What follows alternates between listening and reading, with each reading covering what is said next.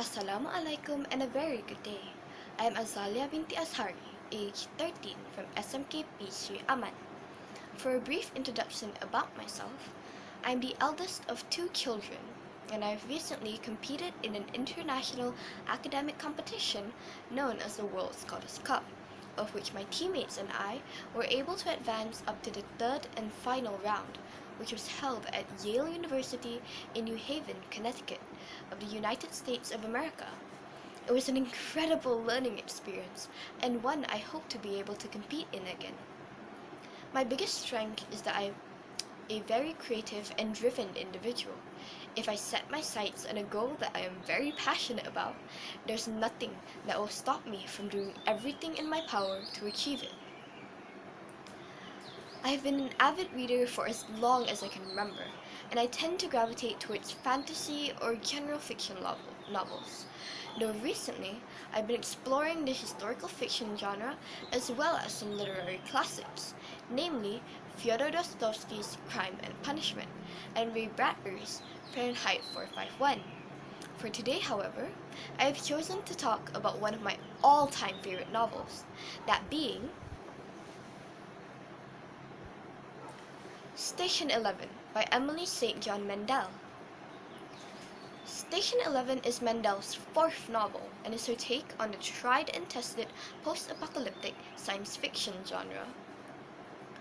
It's set in North America and follows a traveling Shakespearean theater company called the Traveling Symphony 20 years after a deadly global pandemic wipes out 99.9% of the Earth's population, and the novel frequently flashes back in time towards when the pandemic first broke out. Although post-apocalyptic, the novel doesn't focus on the inherent, almost adventurous and thrilling survival aspect that most post-apocalyptic stories tend to focus on. Instead, it takes a look at how things were before the outbreak occurred, and how things are after, and what changed and what didn't. Through its characters and vibrant cast, it tells of how humanity reacted and is affected by, immediately during and after, such a devastating catastrophe, and how, with time, it learned to deal with the drastic changes that came and move on. What made Station 11 so impactful and chilling for me was that everything that happened during the novel were things that could realistically happen. The apocalyptic pandemic wasn't supernatural or fantastical in any way. It was disease, one with a fatality rate of 99.9% and no vaccine or cure, yes, but a disease nonetheless. We've seen such outbreaks happen before in history, from the bubonic plague to the Spanish flu, to the plague of Justinian, and now with the ongoing COVID-19 pandemic, such an event as the one that took place in Station 11 feels far from impossible.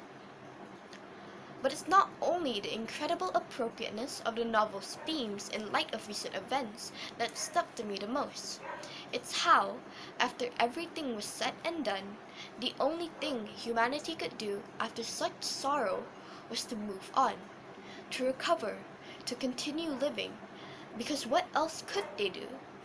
The message that even after such disaster, after such hardship, even if all hope is lost and it feels like nothing could ever be the same again, that we would still be okay, that we would be fine, that things will turn out alright, even if it's not the same, even if things change and we have to let go, we'll be fine.